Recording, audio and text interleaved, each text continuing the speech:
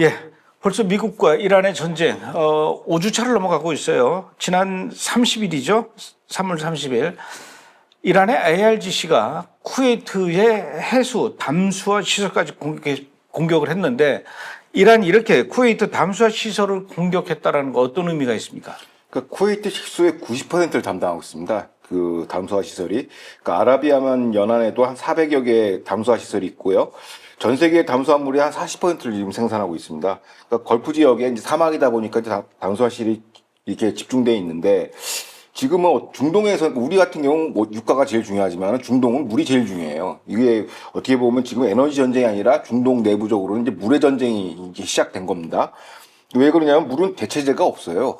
그리고 전략 비축도 안 되고 여기에 대한 뭐 선물 시장도 존재하지 않아요. 그런데 이거를 공격했다라는 거는 IRGC가 이제 되돌아올 수 없는 강을 걷었다.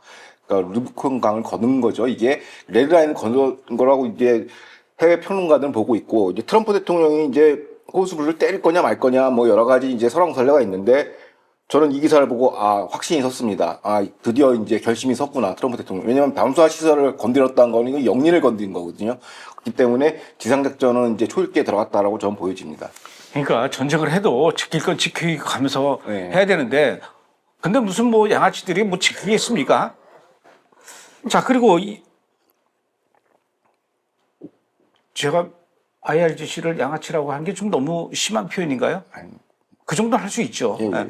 이스라엘의 IDF가 이란의 IRGC 해군 사령관을 제거했다라고 하는데 이번에 제거된 그 해군 사령관 어떤 인물입니까? 그러니까 이제 탕시리 준장입니다. 원스타인데 호르무간 주에서 반다르 아바스에서 사살을 됐어요. 그 호르무간 그 인근의 그 프로빈스인데요.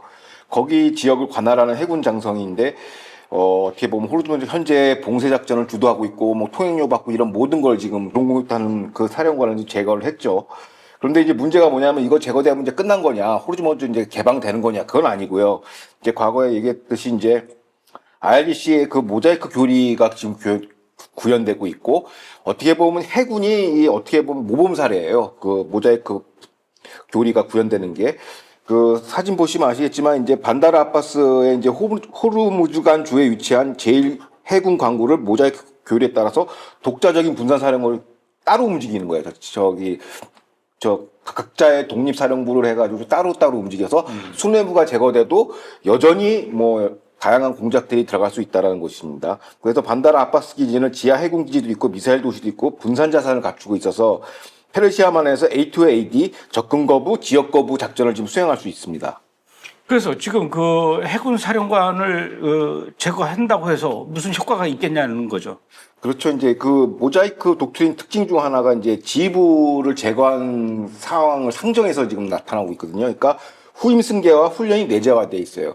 아까 얘기했던 탕시르 제독이 이제 사라지면은 그 밑에 이제 지휘관이 올라와서 또 지휘하고 그래서 여전히 지금 선택적인 기뢰를 매설하고 있고요. 선박 공격도 이제 간헐적으로 하고 있고, 뭐, 위안화 통행료도 징수하고 있고, 다 여기서 하는 겁니다.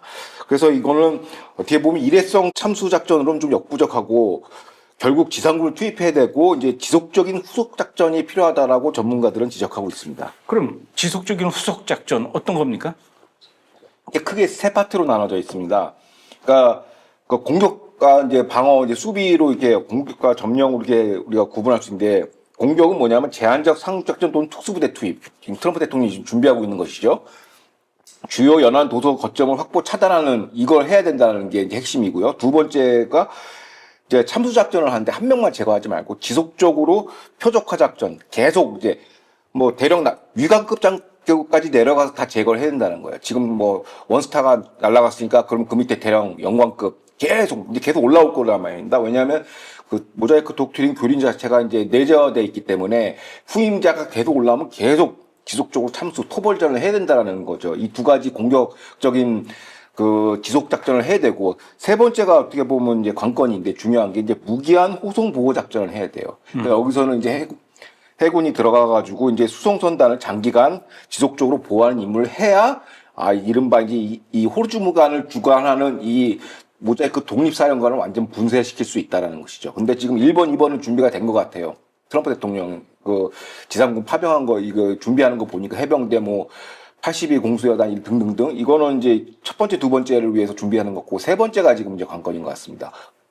지속적인 이제 선박 그 호위 임무가 지금 남아 있죠. 오늘 오전 10시에 그 트럼프 대통령이 대국민 연설을 하면서도 역시 이제 그 얘기를 했어요. 전쟁 계속할 거다. 더 세게 할 거다. 결국 그렇다면 미국과 이스라엘은 이 호르무즈 공격을 기정사실로 봐야 되는 거네요. 그렇죠. 이건 기정사실로 보여지고 또 최근 이제 맥켄지 전임 이제 센트컴 커맨더죠. 이제 미 중부군 사령관이 이런 얘기를 했어요. 이란 남부 해안 선거 점령을 포함한 기습 시나리오 작전은 오랫동안 준비했다라는 거죠. 즉 중부군 사령부가 하는 일이 뭐냐? 이거 하는 거예요. 그냥 이거 맨날 시뮬레이션 돌리고 이 훈련을 맨날 했다는 거죠. 그래서 해병대가 지금 30일 원정대, 11일 원정대 온다는 거는 이제 이거 다 점령하겠구나라고 저는 받아들이고 있습니다. 말과 상관없이 실질적인 구사적인 맨유버나 이 전개를 보면은 이거는 뭐 100%라고 저는 보여지고요. 그 다음에 또 트럼프 대통령이 앞서 얘기한 것처럼 쿠웨이트 담수화 시설을 공격했기 때문에 이게 레드라인이 넘은 거예요. 이거 할 수밖에 없어요. 구조 자체가. 그럼 앞서 얘기한 이제 지속적인 후속 작전 중에 세 번째인 무기한 호송 보호 작전. 이게 핵심인데 이게 관건이 되려면은 이제 그래서 이제 어떻게 보면 시한을 연장했지 않습니까? 트럼프 대통령이 또 4월 6일로 또 협상 연장. 이건 이란하고의 대화 연장이라기보다는 동맹국들이 와서 선박 호송해라. 나머지 세 번째 작전을 너네들이 수행해라. 때려 부수는 거는 우리랑 이스라엘이 다 할 테니 요 세 번째 선박 호송 요것만 해라. 오늘 연설에서 그래요. 딜레이 커리지라고 해서 좀 지연된 용기라도 좀 내봐라. 이걸 하는 거예요. 왜 니네가 거기서 원유 사가니까. 그거를 그 세 번째 호송 미션만 이제 부여하는 거고 그걸 위한 이제 동맹국도 설득 이거를 위해서 저는 최후 통첩 시한을 4월 6일까지 연장한 거예요. 왜냐면 이란이랑 협상할 게 없어요. 뭐 갖고 있는 게 있어야지 이런 거렁뱅이 수준이거든요, 지금.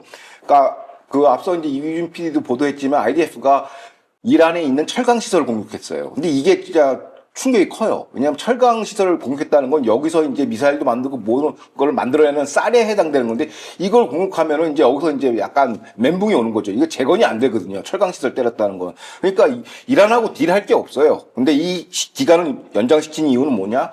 동맹국가, 나토죠. 그 다음에 아시아 동맹국들 제발 와서 너네가 원유 쓸 거니까 거기서 호위 임무 좀 해라.